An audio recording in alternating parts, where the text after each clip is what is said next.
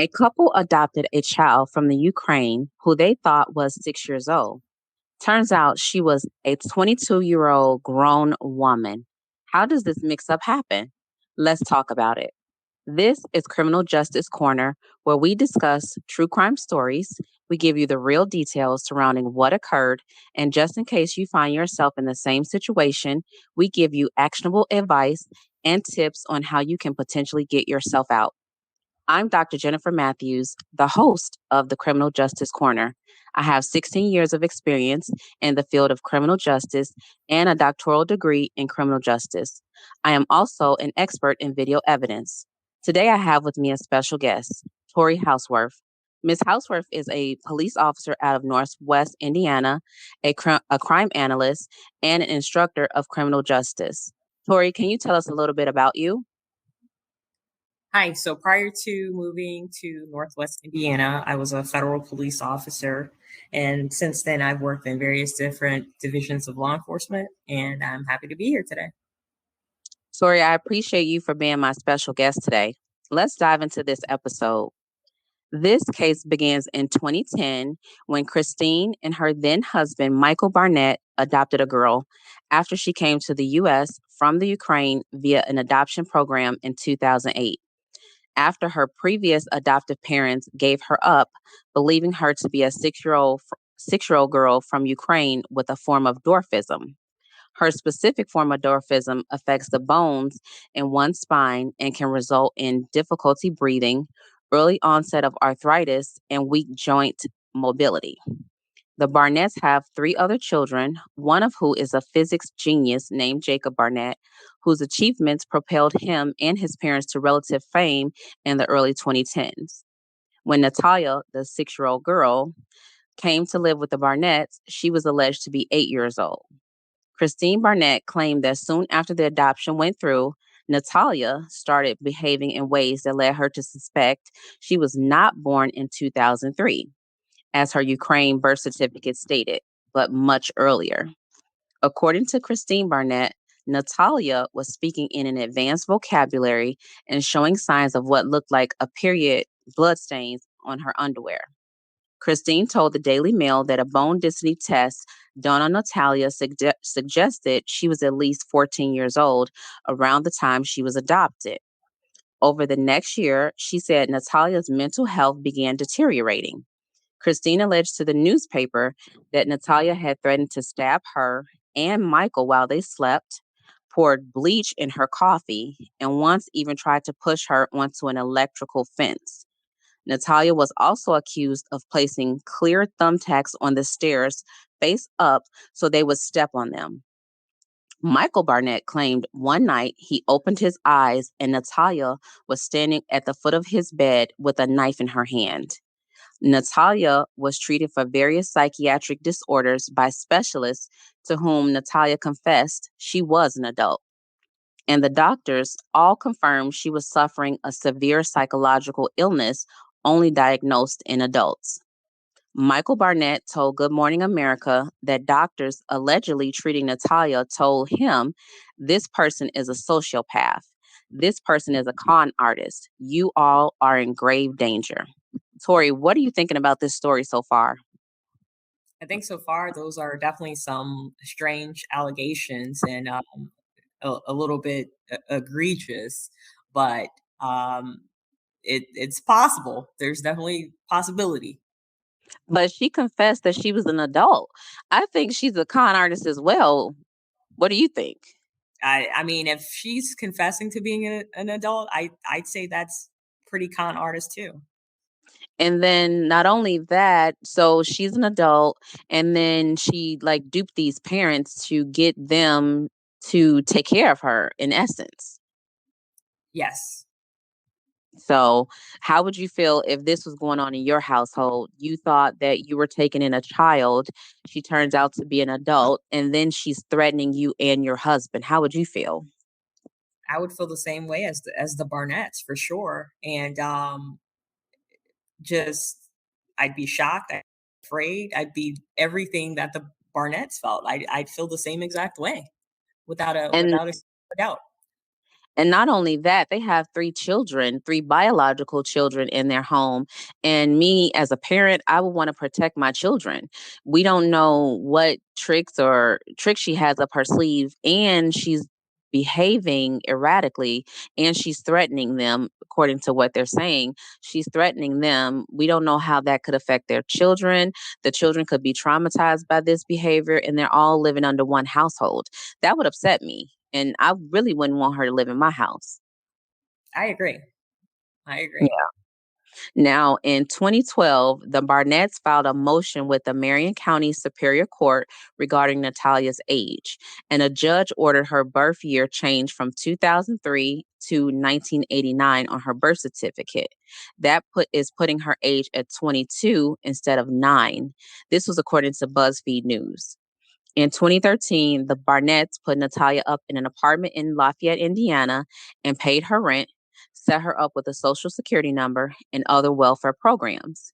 Then they moved to Canada so that Jacob, their genius son, could study at a school in Ontario. Tori, what are you thinking about this? So I think that they probably were like, "Hey, we got to do something. We can't continue to be in this situation." And their default was to put her in that apartment because if she's already confessed to being an adult, they're like, "Okay, well, let's just do this so we can get away from her. We can get away from this situation." Definitely. And I'm proud of them for paying her rent. The judge in this case obviously believed their claims because he legally changed her birth certificate, making her an adult. So that would mean that she deceived the Barnett family and the previous family that gave her up from the onslaught. So I think it was mighty generous of them to get her an apartment and pay her rent. Because I'm not sure if this is something that I would have been able to do. What do you think? Would you have been so generous as to do that? That's a hard one to say. You know what? I I agree that it is very generous. I think I would probably have to fully be in the situation to do it, but and I believe if I'm correct, I think they only said that they did it for a year. They only paid for her apartment for a year, but I think that is very generous of them. So what that tells me is that at some point there was an emotional attachment there, and I think to prevent themselves from feeling any worse than what they already felt about how this situation transpired, I think that was a way of them saying, like, hey, there's no hard feelings, but this is what we can do for you. Yeah, and it also to me shows me that they did not turn their back on her. Even though they did leave her, they did not turn their back on her. That to me that's what it says because if you're an adult, a parent will do that for you. Like if that was my child and my child was an adult, that's something that I would do for my child. I'm not going to pay my child's rent forever. So paying my child's rent for a year, that's something that I would do. But I, as a parent, even if it's my biological child, I'm never going to pay your rent forever. That's just me. I don't know what other parents would do. And if they do that, that's fine. But me as a parent, I'm never going to do that. I agree 1,000% because at some point you have to teach your child the responsibility and the art of working, doing things for yourself. Exactly. And the story also said that they set her up with a social security number and that would allow her to work. And they set her up with other welfare programs. So they didn't leave her destitute. They did leave her with, with means, so to speak. Not necessarily that she had a job, but she had opportunities to advance herself if that's what she wanted to do. Absolutely. And what I'll say too is I don't think it was just like a knee jerk response to where they just got up and left. I think they actually thought it through based on what they knew and did their homework and like, hey, this is the decision that we're going to make. It doesn't come off to me that they just threw her in an apartment and abruptly left. That's not how I'm seeing this. And I don't know if you agree or not, but that's not how I'm seeing it.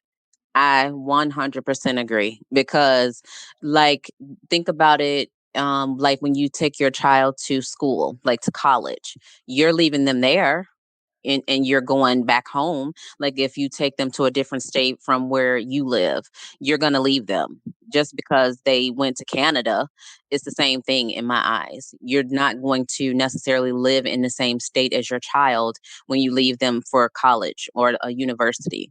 So to me, it's I would think of it in that same way. You're not turning your back on your child, but you have to live your life and they have to live their life. Right. And again, she's of age. She's an Absolutely. adult. Absolutely. And when your child goes away to college, they're considered an adult for the most part, just given if they're 17 or about to be 18 in that regard, they're considered, almost an adult as well.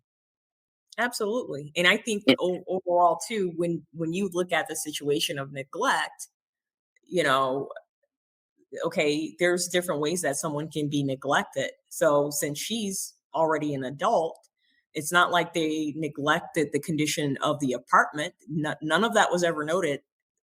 this is true. If the apartment was unlivable, dirty, damaged, or anything like that, True. and they even left her with food. That's true. And not only that, we know as a society, we know people that have dwarfism are able to live on their own. It's not like they have to always live with other people. They are able to be independent. Correct.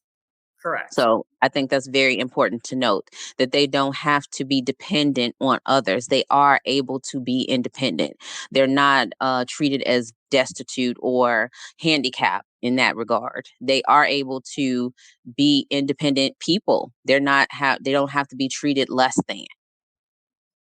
I agree. Yeah. Now, if this story wasn't already crazy enough, it takes another turn. Once they moved, Christine says she could no longer get in touch with Natalia. And she told the Daily Mail she was worried that Natalia was pretending to be a child again with another family. Later, in 2013, authorities discovered Natalia was living alone in her Lafayette apartment. This led to an investigation into the Barnett family. In September of 2019, the couple, who had divorced by then, were charged with neglect of a dependent. Tori, are the authorities serious right now? Like, what are they thinking? We know that she's an adult. She has a birth certificate that says she's an adult. To me, these charges seem downright outrageous, given the fact that we know the parents can prove that she was an adult simply based on her birth certificate, and that these charges have no merit. Would you agree? I mean, I agree, but I've seen a lot of different cases in my times, and when you're dealing with the authorities, everyone wants to cover themselves, protect themselves from any sort of legal um, litigation, and I think it was a fast move on the authorities, but at the same time, they're like, we're we're better safe than sorry. Let's go ahead and file the charges. And then you're dealing with so much convoluted information. You have documents saying this, you have documents saying that. So I think that was a lot for them to kind of sort through. Not saying that they were right, but I think they just saw it and they reacted based on what they had. I can see that, and like you're saying, I can see where you're coming from, but for me, I just feel like the charges have no merit. I agree with that part. But Yeah. I'm sure also when they saw Natalia, they looked at her like, oh, there's a possibility that she could be a child. Because if you look at her instantly, you might think, okay, she could pass for this age. She could pass for 10. She could pass for anything under 18. Let's put it like that. Yes, she can, Because and of that's her how she was able to dupe people. exactly. And because of her condition, she's able to con people. Like you Absolutely. mentioned. Absolutely. Now, at Michael Barnett's trial, Natalia testified saying that she didn't want to live in Lafayette, claiming, I wanted to be with the Barnetts. I wanted to live with them. Now, Tori, for me, I would not have cared what she wanted after she tried to harm me and my family. That's not something that would have been a factor for me. I would have wanted to keep my family safe. What do you think? I think the same exact way. And I think also um there's a why she's at the point where she's at, because it was also noted that she had lived with at least up to 30 different families. So Wow. there's something that's going on here. Yeah. There's I there's think, there's a reason why you've been bounced around from family to family. yeah. And I think that the different families all realized what the Barnetts realized. However, they did not go to the extent of trying to prove her age like the Barnetts did. I feel like the Barnetts did like a CYA, like covering themselves by getting the judge to change her birth certificate because they had the proof that she was actually older. And maybe the other families didn't know how to do it, or they didn't care to do it to prove that she was actually older. Or maybe they didn't care that she was older and they just knew that she was putting them in harm's way and they just wanted to cut the cord one way or the other. Agreed. Agreed. Yeah. Now, thankfully, Michael Barnett was ultimately found not guilty by a jury in 2022, and Christine Barnett had all of her charges dismissed in March of 2023. But imagine the turmoil that this family had to go through. It clearly took a toll on their marriage as they're divorced now, and we have no idea of how it affected their children. I'm sure it caused them significant financial strain as well because they had to pay all those lawyers and all over someone trying to scam them. I just think this is despicable. Tori, what are your thoughts about this? I think the same thing. It's despicable. I couldn't imagine losing my marriage behind a situation like this either, and then the impact that it would have on my kids. And also when I look at it, because it said that the courts finally did their homework, and they actually ended up bringing in her biological mother as well to confirm her age, and that's when you got into the point to where those charges got dropped. So, like you said, the Barnetts, they hung in there to actually prove their point and to prove this girl's age, but at the same time, it cost a lot, and I feel bad that that happened to them. Absolutely. Now, both parents, Christine and Michael, have previously spoken out that the charges were bogus, citing Natalia was an adult and not a neglected child, which I completely agree with wholeheartedly. And I would say shame on the Ukrainian adoption agency that they went through for not investigating further from the beginning. Like, why didn't they know like how old she was? Because like you're saying, her biological mom showed up at some point. I'm not saying necessarily that her mom should have, I don't know if her mom gave her up to the Ukrainian adoption agency, but where was her original birth certificate? Did the Ukrainian adoption agency doctor it, or how did this start from the beginning that she started duping people? Exactly. Yeah, so I really think that they have some culpability here, that adoption agency. Agreed. Now, in 2019, it was confirmed that Natalia now lives with the Mann's family in Indiana. Natalia and the Manns spoke publicly about the case in a November 7th, 2019 interview on the Dr. Phil show.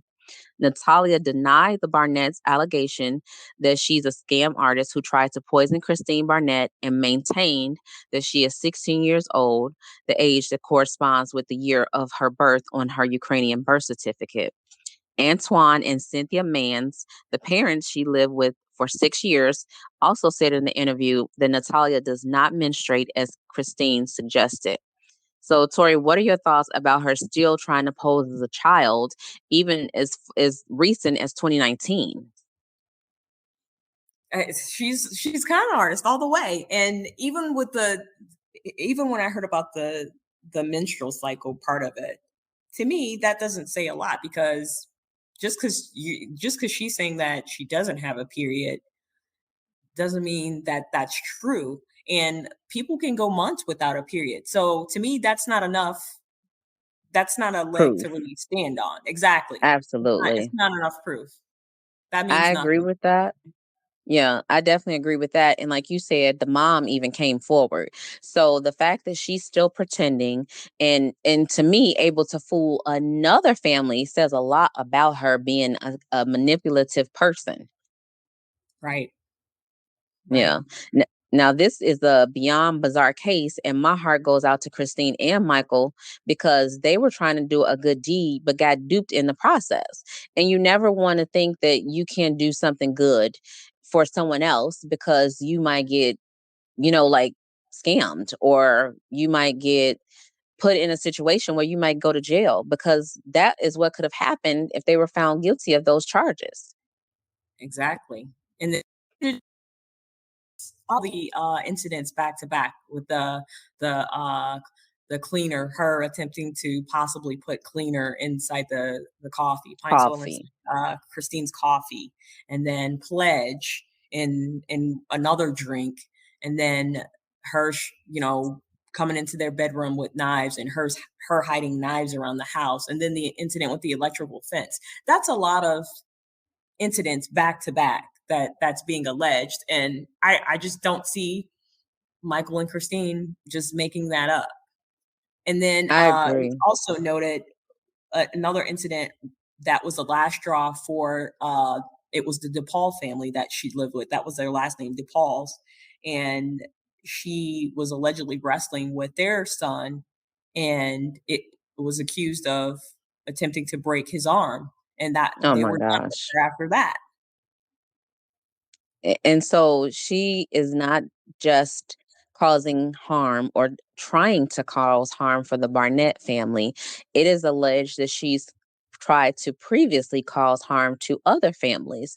So my question is, what is her motive? We know that she is suffering from psychological issues, but what is her motive? Exactly. And and and So and they were go ahead. noting that her behavior kind of stems from the movie Orphan. That was what's Yes. And alleged. I recently saw that before I even heard about this story. I recently saw that movie, and it like hit every nail on the head when I realized that this story in that movie correlated. Yes, exactly. And it does. And I It just does. think that's so unfortunate because in the movie and even in real life, these people are good people trying to do the right thing. And then you have this manipulative person with terrible intentions coming into their home, meaning them no good. Agreed. Yeah. Into a nightmare. I'm sorry. It turns into a real nightmare. Exactly. A living nightmare. And who wants to go through that? Because I don't. I don't either. Now, let's give the listeners some takeaways. So, my first one would be, now I'm definitely not saying that the parents should have known, but when dealing with adoption agencies, it's always good to do your research beforehand so you know what you are getting yourself into.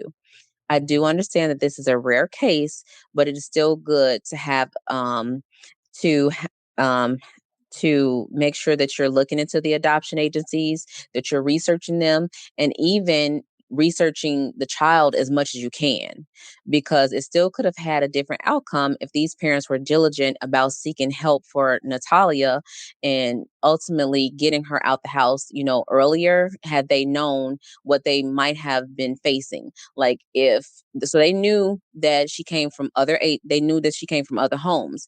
Had they like researched those homes or maybe even gotten in contact with those families, maybe they would have been like, no, we don't want her. We'll try and wait for a different child, or we'll go through a different agency if this is the only child that you have available. So just like doing your research in advance could possibly have saved them from this nightmare, like you said.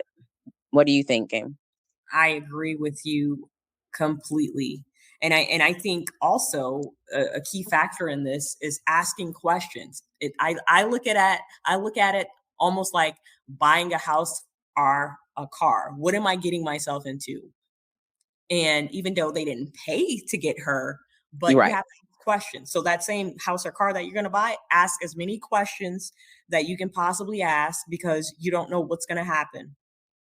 This And is true. yes. And I think also, don't underestimate people. Yeah. Don't underestimate people. And I think the biggest thing for me on the legal side of all of this is evidence is everything. And I think if the Barnetts could have produced some sort of video footage from their home to Nice. prove that all this stuff was happening, I think that would have given them a better leg to stand on in the court process of all of this. Yes. And also, in that same theme, if they would have made police reports about these incidents, because I didn't see anything about that, like them reporting the incidents to the police. Because Yes, had they done that, when the police brought them up on charges, they would have been able to bring those incidents to court, saying, "Look, we brought these different incidents up every time they occur. We filed these charges or tried to file these charges against her, and in every incident that we reported, we said that she's an adult. So you're bringing up charges of neglect against us, but we've been reporting these incidents to you several times, and maybe you did nothing, maybe you did something, but we're not to blame here." absolutely. And I'm sure at one point they probably thought like, well, we know she's old, we know she's an adult, but you can't take those shortcuts. So like you're saying, go through that process, create that paper trail. Right. Because and I feel like maybe they knew, well, we know that they knew to go through the court to get her age change and for the birth certificate, but I feel like they stopped at that point. But they needed to go a little bit further to get justice on their end. Of course, they did not know that they might get charged with neglect in the end, but definitely would have bolstered their case. Exactly. Exactly. Yeah. Now, Tori, I definitely want to thank you for being my special guest today. And would you like to add anything else before we leave today? No, that's it. I appreciate it. Okay, thank you. Now, you can find me, your host, Dr. Jennifer Matthews, on Instagram at Dr. Jennifer Matthews and the podcast at Criminal Justice Corner. Please comment, like, subscribe, and share. Tell a friend to tell a friend about Criminal Justice Corner. I will see you next time on Criminal Justice Corner podcast. New episodes are posted every Wednesday. Thank you for listening.